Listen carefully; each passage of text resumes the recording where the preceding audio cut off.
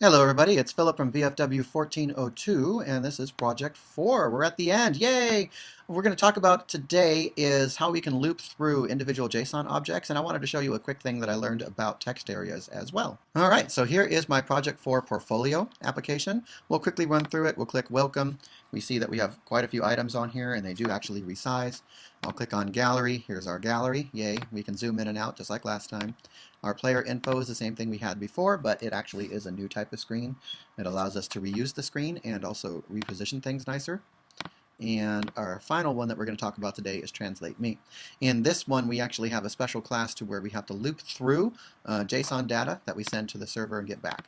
So this right here, let me go ahead and click. We're going to enter some text. We're going to say, hello, this is Sally. And we will translate that. That goes out to the server.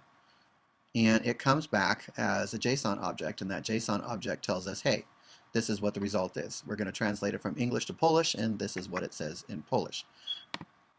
But in order to get that to work, we actually had to have a getLanguages call to our API, which returns a JSON object like this one right here.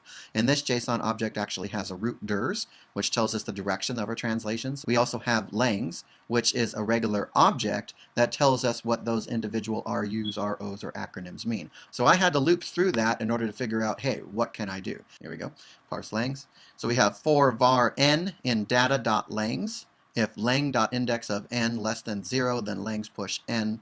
And then we also push into the direction table n and the data lengths n. Well, what the heck does all of that mean? Well, it's actually very simple. For each and every single item in the data langs section, so for every single one of these right here, I'm going to check my lang array to see if it's already been added. If it hasn't, I'm going to add it. And when we parse it, we actually get a result back. And parsing the result back returns a JSON object like this. Code, language is English to Russian, text is a array of multiple array elements, so it's this one right here. And right here we have for var I less than data.text.length, append all of the data results from our text array back to our text element and then set our fields to that value. We also use a text area, and one of the differences between a text area and a text field is that a text area doesn't have a hint that can be used on iOS. So right over here, I delete everything in here, even though it looks like there's a hint there, there's technically not.